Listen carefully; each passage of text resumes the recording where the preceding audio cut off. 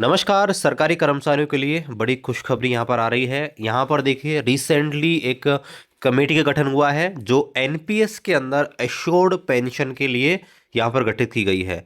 तो चलिए यहाँ पर पूरा देखते हैं कि ये जो कमेटी है क्या कुछ करने वाली है और क्या कुछ इसमें रहेगा। तो चलिए शुरू करते हैं आज के इस वीडियो को। उससे पहले आपसे निवेदन है, आप रेल कर्मचारी हैं या फिर रेलवे भर्ती परीक्षा की तैयारी कर रहे हैं तो आपको हमारे यूट्यूब चैनल पर बहुत सारी चीज़ें इंपॉर्टेंट वेलफेयर संबंधित मिल जाएंगी। तो आपसे निवेदन है, आपने चैनल को अभी तक सब्सक्राइब नहीं किया है तो सब्सक्राइब करके बेल आइकन को प्रेस कीजिएगा। तो यहाँ पर देखिए पहले हम न्यूज़ आर्टिकल को देखते हैं और फिर जो ऑफिशियल जो लेटर है उसको भी देखेंगे। एनपीएस में निश्चित पेंशन के लिए समिति का गठन। पहल यहाँ पर देखिए न्यू दिल्ली, विशेष संवाददाता। नेशनल पेंशन सिस्टम यानी कि एनपीएस के तहत सुनिश्चित पेंशन के लिए पेंशन कोष नियामक और विकास प्राधिकरण यानी कि PFRDA, pension fund regulatory development authority, ठीक है। तो यहाँ पर देखिए इन्होंने विशेषज्ञ समिति का गठन किया है यानी कि कुछ लोगों की कमेटी का गठन किया है। यह समिति एनपीएस के तहत ऐसा ढांचा तैयार करेगी जिससे सेवानिवृत्ति के बाद लोगों को नियमित और सुरक्षित पेंशन मिल सके। देखिए आपको पता है एनपीएस जो है इसके अंदर क्या होता है कि जो कर्मचारी हैं उनका बेसिक और डीए का 10% डिडक्ट होता है और गवर्नमेंट की तरफ से 14% मिलता है। और ये जो 24% पैसा है वो उनके एनपीएस अकाउंट में सेव होता रहता है और ये बढ़ता रहता है। लेकिन इसमें कोई एश्योर्ड पेंशन नहीं है। जितनी लेंथ आपकी सर्विस की रहेगी उस हिसाब से आपका जो कॉर्पस है बढ़ता रहेगा और बाद में जो आपका अमाउंट होगा उसको उसमें से मैक्सिमम 60% आप विड्रॉल कर सकते हैं, 40% की एन्युटी ले सकते हैं यानी कि पेंशन ले सकते हैं। लेकिन उसमें कोई एश्योर नहीं है कि भाई आपको 50,000 या 1 लाख पेंशन मिल जाएगी, ठीक है। तो केंद्र ने सामाजिक सुरक्षा का दायरा बढ़ाने हेतु 15 सदस्यीय समिति का गठन किया है। समिति में कानून, बीमा, वित्त, पूंजी बाजार और शिक्षा जगत से जुड़े विशेषज्ञ यहाँ पर शामिल किए गए हैं। समिति बताएगी कि कैसे नौकरी के दौरान जमा पैसे से पेंशन शुरू करने का रास्ता सरल हो, कैसे कानूनी और बाजार आधारित गारंटी दी जाए जिससे पेंशन सुरक्षित और भरोसेमंद हो, पेंशन से जुड़ी नियम और शर्तें तय करनी होगी और लॉक इन पीरियड कितना रहेगा और कितनी निकासी होगी यानी कि कितने साल की मिनिमम सर्विस होनी चाहिए तब अश्योर्ड पेंशन मिलेगी, मतलब वो लॉक इन पीरियड होता है, ठीक है।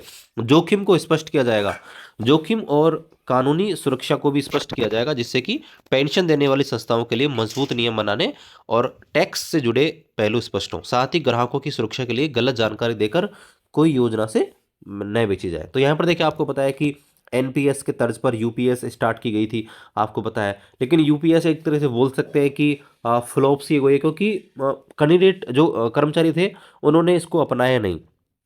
आधे लोगों ने भी जो है यूपीएस को नहीं अपनाया है। तो गवर्नमेंट ने फिर क्या सोचा है कि भाई एनपीएस में वापस से कुछ संशोधन करते हैं। तो चलिए यहाँ पर जो ऑफिशियल जो पीआईबी फ्रेश जो प्रेस इंफॉर्मेशन ब्यूरो डाला है उसको देखते हैं। तो यहाँ पर देखिए ministry of finance, PFRDA announces expert committee to develop framework for assured pay out under pension national pension system यानी कि एनपीएस।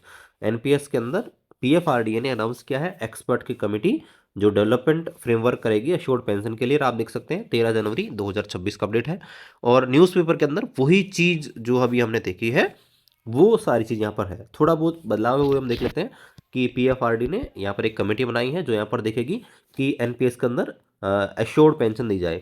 और यहाँ पर देखिए ये विजन है विकसित भारत 2047 का जो है उसको लेकर ये चीज़ यहाँ पर की गई है। और यहाँ पर देखिए बताया गया है कि कमेटी में कौन कौन लोग रहेंगे। तो यहाँ पर देखिए the committee will be chaired by doctor M S Sahu. Doctor M S Sahu जो हैं फाउंडर हैं जो regulatory chambers and former chairperson of insolvency and bankruptcy board of India यानी कि आईबीबीआई इनके आपके वो हैं चेयरपर्सन फॉर्मर, ठीक है। तो इनको यहाँ पर बनाया गया है। इसमें 15 लोग यहाँ पर रहेंगे जो यहाँ पर देखेंगे कि किस प्रकार से जो है यहाँ पर एनपीएस के अंदर एश्योर्ड पेंशन दी जा सके, ठीक है। यहाँ पर देखिए क्या टाइम यहाँ पर दिया गया है। The committee is established as standing advisory committee, ये स्टैंडिंग एडवाइजरी कमेटी रहेगी। और यहाँ पर आप देखेंगे framework creating regulation for assured pay out including exploring the pension scheme as highlighted in PFRDA consultation paper dated 13 September 2025। यहाँ पर देखिए 30 सितंबर 2025 को जो पीएफआरडी ने कंसल्ट किया था पेंशन स्कीम जिनको हाईलाइट किया था, ठीक है, तो उन चीज़ों को भी ये मद्देनजर रखेगी उनको देखते हुए। Seamless transaction, ensuring a smooth end-to-end transaction of subscriber moving from accumulation phase to पे आउट फेज, यानी कि जो आपका पैसा है उसको निकालेंगे तो वो भी एक सीमलेस ट्रांजेक्शन यहाँ पर होना चाहिए ट्रांसफर करने में।